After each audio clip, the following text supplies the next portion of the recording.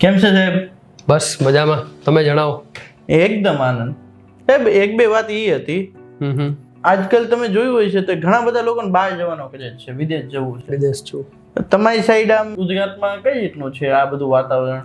સાહેબ, ઘણા લોકોને જવું છે આજીવિકા હેતુ. ત્યારે થોડીક બેરોજગારીનો પ્રશ્ન એ લોકોને રહે છે, તો બહાર કમાવા જવું છે. પણ જે અત્યારે ખર્ચ થાય છે, લીગલી જે લોકો વે પર જવા માંગે છે, એ ખર્ચ થોડોક એ લોકોને અજુગતું લાગે. તો એવા લોકોને કમાવા માટે જવું હોય ને એ લોકો માટે ખર્ચ ઓછો હોય, સમય ઓછો લગતો હોય, એવી કોઈ કન્ટ્રી હોય તો એક સ્ટાર્ટઅપ થાય કે જે પોતે ગુજરાન ચલાવી શકે, રોજગાર મેળવી શકે, એના પછી આગળ કોઈ પણ કન્ટ્રીમાં જવું હોય તો એવું પ્લેટફોર્મ તમારી પાસે કોઈ હોય તો જરા પ્રકાશ પાડશો.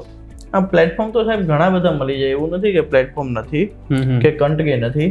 પણ ફર્સ્ટ ઓફ સમજવાનું આપણે એ છે કે લોકોને હકીકતમાં જવું છે કે આ દેશમાં દુનિયાની અંદર 212 ઓન 192 અને 192 ની અંદર આપણે એક દેશ ભારતની અંદર બેઠા છીએ.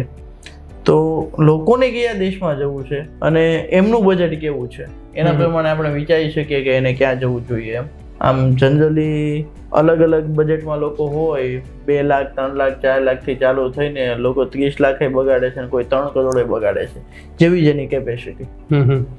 એટલે સાહેબ મારું એ જ કહેવાનું છે કે અત્યારે ઓછા બજેટમાં એવું કોઈ કન્ટ્રી તમે ધ્યાનમાં? મારી પાસે એવા 2-3 કન્ટ્રી છે. એક તો તમે મોરેશિયસ કન્ટ્રી સાંભળ્યું હોય તો મોરેશિયસ કન્ટ્રીની અંદર ટુરિઝમ છે કે ત્યાં બહુ બધી હોટલો છે, બહુ બધી રેસ્ટોરન્ટ છે અને ઘણા બધા લોકો ત્યાં ફરવા આવતા હોય છે નેચરલ પ્લેસ હોવાના કારણે. તો એ મોરેશિયસ જેવા દેશની અંદર હોટલની અંદર જોબ, રેસ્ટોરન્ટની અંદર જોબ, આ બધી જોબ ઇઝીલી મળી જાય છે અને ત્યાં લોકો આરામથી જઈને ઇન્ડિયન કરન્સી પ્રમાણે 30-35 કે 40,000 જેવું લોકો કમાય છે અને કમાઈ શકે ને. કોઈ પછી પોતપોતાની આવડત પ્રમાણે કોઈ 5 લાખે કમાય ને કોઈ 20,000 કમાય. પોતપોતાની આવડત કેવી છે એ પ્રમાણે લોકો કમાઈ શકે. બીજી તમે વાત કરો આ સાઈડ યુરોપની બોર્ડર ટચ ઉપર જવું હોય આપણે તો આર્મેનિયા છે, એની એક બાજુ જોર્જિયા આવે, એક બાજુ રશિયા આવે, એક બાજુ અઝરબૈજાન આવે, વચ્ચેનો એક નાનકડો દેશ છે આર્મેનિયા, જેનું કેપિટલ સિટી છે એરેવાન.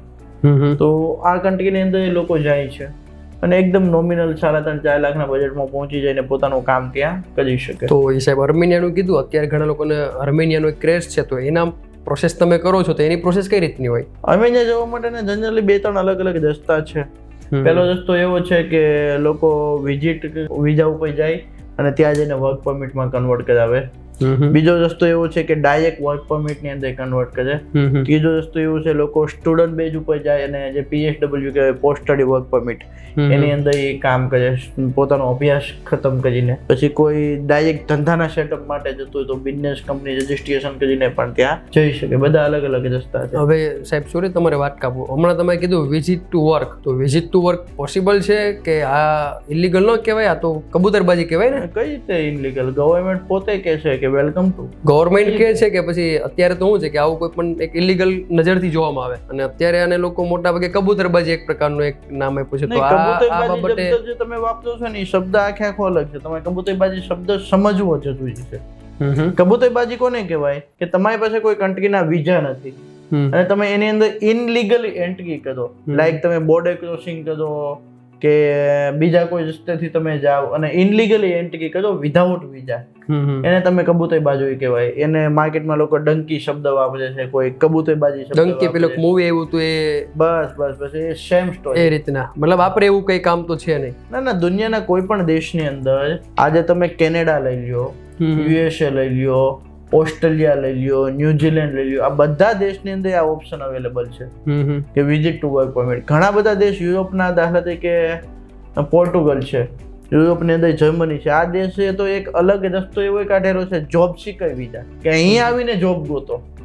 જોબ સીકર વિઝા, અહીં આવીને જોબ ગોતો, તમને જોબ મળી જાય એટલે તમે વર્ક પરમિટમાં કન્વર્ટ કરી શકો. એટલે દુનિયાના કોઈ પણ દેશમાં વર્ક પરમિટ ની અંદર કન્વર્ટ થાય visit to work permit. Specially તમે મને આર્મેનિયાનું પૂછ્યું તો આર્મેનિયાની અંદર હું તમને આર્મેનિયન સેક્શન આપું એક, કે એની અંદર ક્લિયર મેન્શન છે. હું તમને જણાવી દઉં કે એનો આર્ટિકલ આર્મેનિયાની અંદર આર્ટિકલ નંબર 9 ઇન્ટરનેશનલ ફોરેન પોલિસીની અંદર, કે આર્ટિકલ નંબર 9 HO 355N. આ જે આર્ટિકલ છે એ આર્ટિકલની અંદર ક્લિયર કટ મેન્શન છે કે the types of entry વિઝાઝ of the Republic of Armenia, કે આર્મેનિયાની અંદર કેટલા પ્રકારના ટાઈપ્સના વિઝા છે એન્ટ્રી લેવા માટેના. અને એની અંદર સૌથી પહેલું છે વિઝિટર વિઝા. 1 નંબર વિઝિટર ને એના એ સેક્શન ની અંદર ક્લિયર કટ મેન્શન કરેલું છે કે વિઝિટર વિઝા ઉપર કોણ કોણ લોકો આવી શકે અને શું શું કરી શકે. એની ટૂંકમાં માહિતી આપું. કોઈ સ્પોર્ટ માટે, કોઈ સાયન્ટિફિક ઇવેન્ટ માટે, કોન્ફરન્સ માટે, ચેરિટેબલ ટ્રસ્ટની કોઈ એક્ટિવિટી માટે, financial support for short term project, કે પછી caring out of work activity, કે કામની કોઈ એક્ટિવિટી છે, પછી ટુરિઝમ છે, પછી કોઈ ટ્રીટમેન્ટ છે, એજ્યુકેશનલ પર્પઝ છે. આ બધા જ પર્પઝથી લોકો વિઝિટર વિઝા ઉપર એન્ટ્રી કરી શકે. એની અંદરથી એ લોકોએ એક સોશિયલ રિસ્પોન્સિબિલિટી નંબર, એટલે કે સોશિયલ કાર્ડ કરીને એ લોકોએ જે લોકો વિઝિટર વિઝા ઉપર જાય છે એને એવું પ્રોવિન્સ આપવામાં આવ્યું છે કે તમે સોશિયલ કાર્ડ લઈને તમે કામ કરી શકો. એટલે પોતે સોશિયલ કાર્ડની અંદર તે એપ્લાય થાય છે, બહુ ઇઝીલી એપ્લાય થાય છે.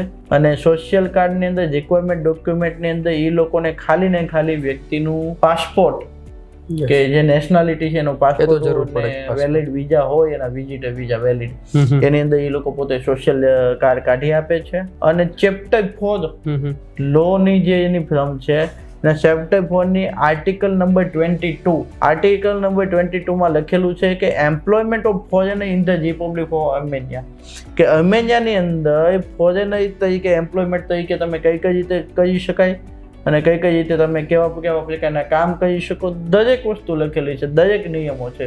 એની અંદર ક્લિયર કટ મેન્શન છે કે if you have work then you can apply four TRC, કે તમે ટેમ્પરરી કાર્ડ માટે એપ્લાય કરી શકો અને તમે વર્ક પરમિટ માટે એપ્લાય કરી શકો. આ દરેક આર્ટિકલની અંદર ફોરેનની જે ઇન્ટરનેશનલ પોલિસી છે આર્મેનિયા એની અંદર ક્લિયર કટ મેન્શન છે.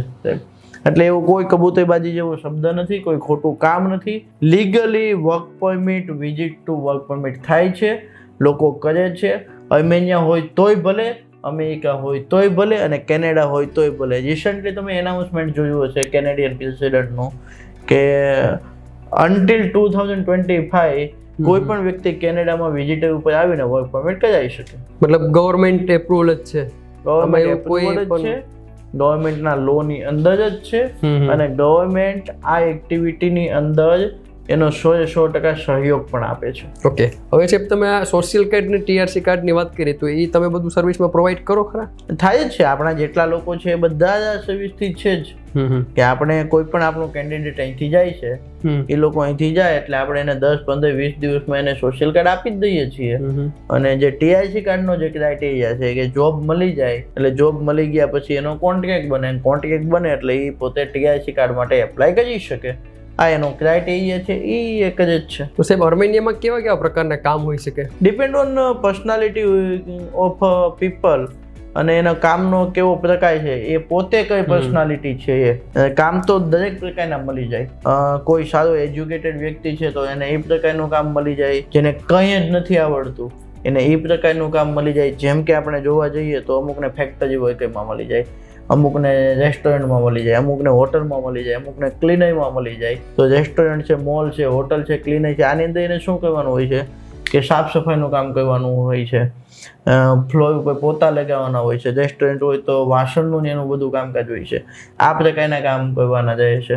પછી આર્મેનિયા એક ડેવલપિંગ કન્ટ્રી છે, તે કન્સ્ટ્રક્શનનો જબરજસ્ત વિકાસ થાય છે હાલમાં. અને કન્સ્ટ્રક્શનની એટલી બધી સાઇટો હાલે છે, ત્યાં બહુ બધા લોકોની જરૂર છે, જેની અંદર ઇલેક્ટ્રિશિયન છે, પ્લમ્બર છે, મેસન છે, ટાઇલ ફિક્સર છે, સ્ટીલ ફિક્સર છે. આ બધી વેકેન્સી એની ટાઈમ હોય જ છે અને ત્યાં કામ મળે જ છે. એટલે કોઈ વ્યક્તિ એવો હોય જેને દિલથી કામ કરવાની ઈચ્છા છે એને કામ મળે છે, જેને રખડવાની ઈચ્છા છે એને કામ નથી મળતું. કામ કરવાની ભાવના ન હોય, કામ કરવાની ભાવના ના હોય, રખડવું હોય. તમે સાહેબ કામની વાત કરી તો ત્યાં વેતન કઈ રીતનું હશે? મતલબ સેલેરી આપણે ઇન્ડિયન કરન્સી કરતા ત્યાં તો ઘણું બધું ડાઉન છે કરન્સી, તો એ બચત થાય ખરું? ઘણાનું એવું કેવું છે કે અહીંયા એના કરતા અહીંયા સારું કમાઈ લઈએ, તો એ બાબત ના એવું કઈ જોયું નથી. દાખલા તરીકે હું તમને એક એક્ઝામ્પલ આપું કે હાલની તારીખમાં કોઈ વ્યક્તિ યુરોપમાં છે, તો યુરોપની અંદર એને બેઝિક 1200-1500 યુરો જે કાંઈ પગાર હશે, તો 1500 યુરો ત્યાં પગાર લઈને આવે છે, ખાલી 1500 રૂપિયા ત્યાંના. તો ઇન્ડિયામાં એના 90,000 લાખ રૂપિયા થાય છે. ત્યાંના 1500 યુરો યુરોપની અંદર વ્યક્તિ હોય 1500 યુરોમાં કામ કરે અને ઇન્ડિયા આવે તો એના 90,000 કે લાખ રૂપિયા થયા. એક વ્યક્તિ અમેરિકા છે, એ 1000 યુરોમાં કામ કરે, $1000 કામ કરે તો એના $87,000-88,000 ઇન્ડિયન કરન્સીમાં થયા. એક વ્યક્તિ એવો છે જે અર્મેનિયાની અંદર છે, તો ત્યાં એનો 3 લાખ પગાર છે, તો ઇન્ડિયાના કેટલા થયા?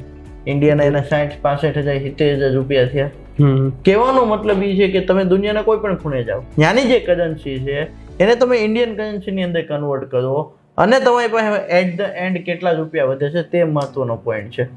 એમ તો લોકો અહીંથી વિયેતનામ જાય છે, રેડી 250-300 રૂપિયા ત્યાંના, આપણો $1, પણ ત્યાં લોકો કરોડોમાં કમાય છે. તો અહીંયા એના હજારો થઈ ગયા, અને અમુક જગ્યાએ લોકો હજારોમાં કમાય છે, તો અહીંયા લાખો થઈ ગયા. એટલે કરન્સી ડિફરન્સ મહત્વનો નથી. એટ ધ એન્ડ તમે કામ કર્યા પછી ભારતના કેટલા રૂપિયા તમારા હાથમાં વધે છે એ સૌથી મહત્વનો પોઈન્ટ છે. મતલબ કામ પણ વ્યવસ્થિત મળી શકે છે, સેલેરી પણ વ્યવસ્થિત મળી શકે છે, સેલેરી પણ મળી શકે. સાહેબ આટલું બધું સુવિધા છે છતાં પણ ઘણા લોકો પરત આવે છે, તો એના કારણો ક્યાં જવાબદાર હશે? પરત આવવાના 2-3 અલગ અલગ કારણો છે ભાઈ. પહેલું કારણ એ છે કે જેને કોઈને વાતાવરણ એટમોસ્ફિયર પસંદ ના આવ્યું હોય, કે ત્યાંની અંદર સેટલ ના થઈ શકતા હોય. બીજું કારણ એ છે કે એમને જે કામ કરવું છે એ પ્રકારનું કામ એને ત્યાં પ્રોપર મળતું નથી, અથવા તો કામ મળે છે તો વ્યક્તિને કરવું નથી.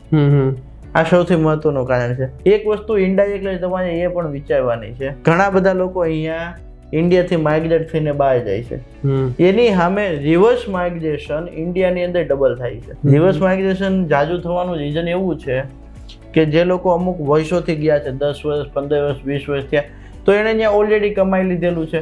હવે એ પોતાની પાછલી જિંદગી કાઢવા માટે ઇન્ડિયા આવે છે, એટલે રિવર્સ માઇગ્રેશન થયું. ઘણા બધા લોકો અહીંથી જાય છે, એ 2 મહિનામાં રિટર્ન આવે છે. તો જે 2 મહિનામાં રિટર્ન આવે છે ને કોઈ 15 વર્ષે રિટર્ન આવે છે, બંનેમાં ડિફરન્સ ખાલી એટલો છે સાહેબ. જે લોકો 15 વર્ષે રિટર્ન આવે છે એને પોતાની મહેનત કરી લીધી અને માઇગ્રેશનને પ્રોપર સમજીને એ લોકોએ ત્યાં કામ કર્યું, પોતાનું સામ્રાજ્ય ઊભું કર્યું અને રિટર્ન આવ્યા, પાછલી જિંદગી ગુજાર્યા. અને જે લોકો ખાલી 15 દિવસ, 20 દિવસ કે મહિનામાં રિટર્ન આવે છે એ લોકોને ત્યાં સુટેબલ થતું નહોતું, અથવા તો પોતાની અંદર એક પ્રકારની આળસ હોય છે, પોતાની અંદર એક પ્રકારને કામ ન કરવાની ભાવના હોય છે, પોતાની અંદર રખડવાની ભાવના હોય છે, અથવા તો કોઈ ફેન્ટેસી જોઈ લીધી હશે કે વિદેશમાં તો આવું છે, આવું છે, આવું છે, મહેનત ના કરો, થોડુંક કામ કરો, $માં પૈસા આવે, ભારતમાં એટલા વધે. એવું હોતું નથી. કામ બધી જ જગ્યાએ કરવું પડે, અને કામ ના કરવું હોય ને એ જ પાછા આવે, અને જે આયાનો આયલો હોય ત્યાં જાય ને ત્યાંનો આયલો હોય આયા આવે. મતલબ કામ કરવાની ભાવના હોય તો દુનિયાના કોઈ પણ ખૂણે જવાય આવે ખરા. એનામાં ધગશ ને કામ કરવાની સ્ફૂર્તિ હોવી જોઈએ. લોકો આફ્રિકાની અંદર કામ કરે છે, લોકો અમુક એવા કન્ટ્રી છે, ફિજી જેવા દેશ છે, એમાંય કામ કરે છે. લોકો ઓસ્ટ્રેલિયા, ન્યુઝીલેન્ડમાં કામ કરે છે. લોકો UK, કેનેડા ને અમેરિકામાં કામ કરે છે. અને લોકો ભારતમાં કામ કરે છે.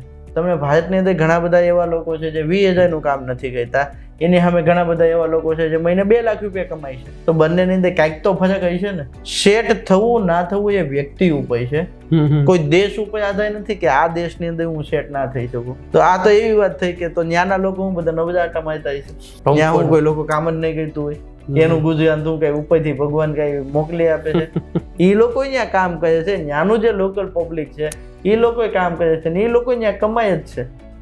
કમ્ફર્ટ ઝોન માંથી, મતલબ બહાર નીકળવાની ભાવના હોય, કામ કરવાની ભાવના હોય. દુનિયાને કોઈ બહુ સારા લેખક હતા, એને એક મસ્ત વાક્ય કીધું હતું, જો કામ હમ રોજ करते हैं अगर वही करेंगे तो क्या मिलेगा, जो काम हम रोज करते हैं अगर वही करेंगे तो क्या मिलेगा, जो आपको मिलता आया है वही मिलेगा. अगर कुछ नया करना है, अगर कुछ नया पाना है तो कुछ ऐसा करो जो आपके कम्फर्ट जोन से बहार हो. બહુ જબરજસ્ત વાક્ય છે. તમારે કંઈક નવું મેળવવું હોય ને તો એવું કંઈક કરવું પડશે જે તમારા કમ્ફર્ટ ઝોન ની બહાર હોય. તમે એવું ઈચ્છો કે બહુ સારામાં સારી સેલિબ્રિટી છે, આપણે ઉદાહરણ તરીકે કોઈ નામ લઈ લઈએ, યારો પ્રિયંકા ચોપડા કે કેટરીના કૈફ, એને કોઈ સારા વ્યક્તિ આજે લગ્ન કર્યો, તો તમે એને લાયક બની જાઓ ને. તમારી લાયકાત એની સામે હશે તો એ ઓટોમેટિક સામેથી આવશે. હવે તમે લાયકાત જ નથી ને ખાલી ને ખાલી સપના કરો મહેનત જોયા વગરના, તો એ કોઈ યોગ્ય વાત નથી. એટલે જે વસ્તુ તમારે મેળવવી છે એને લાયક બનવું પડે, એવું કામ કરવું પડે, મહેનત કરવી પડે, અને એક જગ્યાએથી બીજી જગ્યાએ સ્થળાંતરિત થતા હોય ને તો થોડો ઘણો ભોગ આપવો પડે. કમ્ફર્ટ ઝોન માંથી મીન્સ બહાર નીકળવું પડે. એક જો પરિવાર માટે કઈ ભાવના હોય કે તમારે જન્મ પછીથી મા બાપીએ ઘણી બધી તમને યુવા બનાવવામાં ઘણો બધો ભોગ આપ્યો હોય, પછી યુવા બન્યા પછી તમારે કંઈક યોગદાન આપવાનું, એનું વળતર ચૂકવવાનો ટાઈમ હોય, ત્યારે ઈ કરે તો મતલબ કંઈ પણ મેળવી લે ખરો. કંઈ પણ મેળવી લે. અને હકીકતમાં એક યુવાન થયા પછી પોતાના મા બાપે એટલા મોટા કર્યા હોય અને જો એને બહાર જવાનો મોકો મળતો હોય તો સોના ઉપર સુહાગો ઈ છે કે એને 1 વર્ષ 2 વર્ષ ઘરની કોઈ રિસ્પોન્સિબિલિટી નથી આવતી, કારણ કે નવો વ્યક્તિ નવી જગ્યાએ જઈને સેટ થાય છે. તો એની અંદર એક ઓપોર્ચ્યુનિટી છે કે એ જગ્યાએ જઈને પોતાનું કંઈક નવું કરે. એની અંદર એક ઓપોર્ચ્યુનિટી છે કે એ જગ્યાએ જઈને કંઈક નવું શીખે, કંઈક નવું કામ કરે. આજે ભલે નોકરી કરે, કાલે સવારે કંઈક ધંધો કરે અને એમાંથી કંઈક 2 પૈસા કમાય. એટલે એક્સપ્લોય કરવા માટે ભગવાને મોકો આપ્યો છે અને જ્યારે મોકો મળે તે મોકો લઈ લેવો જોઈએ ને પોતાના જીવનને આગળ વધારવું જોઈએ. ને ખૂબ સારી વાત છે. તમે આ તો આપણે વાત થઈ નાના બજેટની તમે વાત કરીને શોર્ટ ટર્મમાં એ લોકો કરી શકે. તો તમને તો એવું લાગે છે કે મતલબ બહુ આ ફિલ્ડનો બહુ બહોળો અનુભવ છે, તો આના કરતાં પણ બહુ સારી સારી મોટી કન્ટ્રીમાં તમે કામ કરેલું છે કે ઘણી બધી ક્લાયન્ટને મોકલાવેલા હોય તમારા? લાઈક કેનેડા છે. કેનેડાની અંદર ઘણા બધા મેં લોકોને મોકલેલા છે. એ લોકો ત્યાં પીઆઈ છે, વર્ષોથી આજે છે. અમેરિકાની અંદર આપણે મોકલેલા છે, યુકેમાં મોકલેલા છે, જર્મની છે, યુરોપની અંદર ત્યાં મોકલેલા છે, ઓસ્ટ્રેલિયા છે, ન્યુઝીલેન્ડ છે. લગભગ કોઈ એવી કન્ટ્રી બાકી નથી કે જ્યાં આપણા થકી માણસો ના ગયા હોય માઇગ્રેટ થવા માટે. બહુ બધા દેશ છે, બહુ બધા લોકો છે જેને આપણે મોકલીને સેટલ કરાવેલા છે. Okay, thank you very much. ઘણા ટાઈમથી મને આ બધી મૂંઝવણો હતી, આજે આપણી બેઠક થઈ ને ઘણી બધી મૂંઝવણો ક્લિયર થઈ છે. છતાંય પણ એવું ક્યારેક ગમે ત્યારે લાગશે તો અમે પાછા તમારો સમય લઈ અને આ બાબતે પ્રકાશ પાડવાનું તમને જાણ કરશું. ચોક્કસ. અને આ બાબતે મળીને આપણે એક સરસ મજાનો ટાઈમ સ્પેન્ડ કર્યો. ઘણી બધી વાત જે લોકોને સમજ પડવી જોઈએ કે લોકો એ વાતથી અજાણ છે, એવી વાત આપણે થઈ. તો એની અંદર એક નાનકડી વાત હું તમને એવી એડ કરી દઉં કે જ્યારે પણ કોઈ પણ વ્યક્તિ એક જગ્યાએથી બીજી જગ્યાએ માઇગ્રેટ થતો હોય તો એટલું હંમેશા યાદ રાખવું જોઈએ કે કોઈ પણ દેશ, દરેક દેશની એક ઇન્ટરનેશનલ માઇગ્રેશન પોલિસી છે, ઇન્ટરનેશનલ માઇગ્રેશન લો છે. એ લોની અંદર પ્રોપર સ્ટડી કરો, પ્રોપર અભ્યાસ કરો, પોલિસીની અંદર પ્રોપર અભ્યાસ કરો અને પ્રોપર અભ્યાસ કરીને ત્યાંના નીતિ નિયમો જાણો. નહીં કે બીજાની વાતોમાં આવીને તમે એમ કહો કે આ તો ના જ કરાય, આ તો કબૂતરબાજી છે, આ ફલાણું છે, આ આમ છે.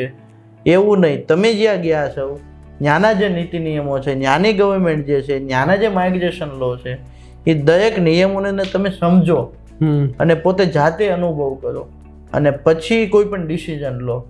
કારણ કે માર્કેટની અંદર હાલની સમયની અંદર આ જે બિઝનેસ છે, માઇગ્રેશન સર્વિસીસનો બિઝનેસ છે, ઇમિગ્રેશન સર્વિસીસનો બિઝનેસ છે, એ ડેઈલી ને ડેઈલી બૂસ્ટ થતો જાય છે. અને આની અંદર ઘણા બધા લોકો એવા છે જેને અનુભવ છે, વર્ષોથી બેઠા છે. એની સામે ઘણા બધા નવા લોકો આવે પણ છે જેને અમુક વસ્તુનું જ્ઞાન કદાચ ઓછું હોય છે. એની ભાવના એવી નથી કે એને તમને ઊંધો કોઈ રસ્તો બતાવો, પણ એને અમુક વસ્તુનું જ્ઞાન ઓછું હોય છે અને એના લીધે એ કોઈ પણ વસ્તુ કહી દે અને કેન્ડિડેટને એને કઈ એની ઉપર તકલીફ પડતી હોય, પ્રોપર માર્ક જ ચૂઝ ના કરી શકતા હોય.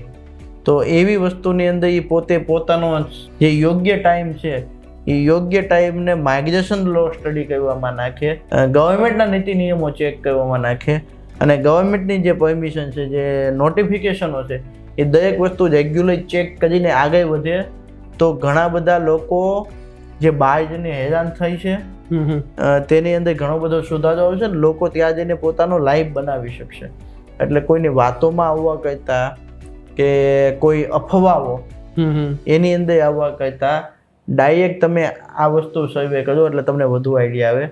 અને તમારા ગ્રુપની અંદર, તમારા મિત્ર સર્કલ વસ્તુની અંદર કોઈ પણ વ્યક્તિ હોય જેને માઇગ્રેશન રિલેટેડ કે કોઈ કન્ટ્રી રિલેટેડ ગમે ત્યારે કોઈ પણ જાણવું હોય અમારે ત્યાં આવી શકે છે. આપણે એને યોગ્ય સમય આપશું અને એને જરૂરી દરેક મદદ પણ કરીશું. એટલે સાહેબ આમાં ઘણી વાર એવા પણ છે ને કે દૂધના દાજેલા છાશ પીને પહેલા ઘણા લોકો આમાં છેતરાયા પણ છે. તમે જેમ જેન્યુન વાત કરી, બધી સલાહ આપી કે ગવર્મેન્ટની પોલિસી છે, આ બધું સ્ટડી કરી પછી આગળ વધો, પણ ઘણા લોકો માહિતી એમના પૂરતી સીમિત રાખે, પૂરી માહિતી ક્લાયન્ટને ન આપતા હોય. એટલે એ બધી અસર પણ ક્યાંક કરતી હોય. એટલે અમુકનો દ્રષ્ટિકોણ એવો થઈ ગયો હોય કે આ કામ કરે એટલે કબૂતરબાજી. એટલે એવા બધા માહોલના કારણે પણ ઘણીવાર આ વ્યવસાય આજે તમે રોજ ન્યૂઝપેપર મીડિયામાં વાંચો જ છો કે આ એટલે આ એટલે આ, પણ હકીકતમાં એ હોતું નથી. હકીકતમાં તમે હરખું જાણો, તો પછી સમજો, પછી તમને ખબર પડે કે શું છે. Okay, thank you very much સાહેબ. ઘણી બધી અડવાન્સ તમારો થઈ. ખૂબ ખૂબ આભાર. અમે તમારો ટાઈમ આપ્યો અને જરૂર પડશે ત્યારે અમે અવારનવાર આવતા રહીશું. તમારી ઓફિસ અહીં આવશું, તમારી મુલાકાત લેશું. ખૂબ ખૂબ આભાર. ચાલો.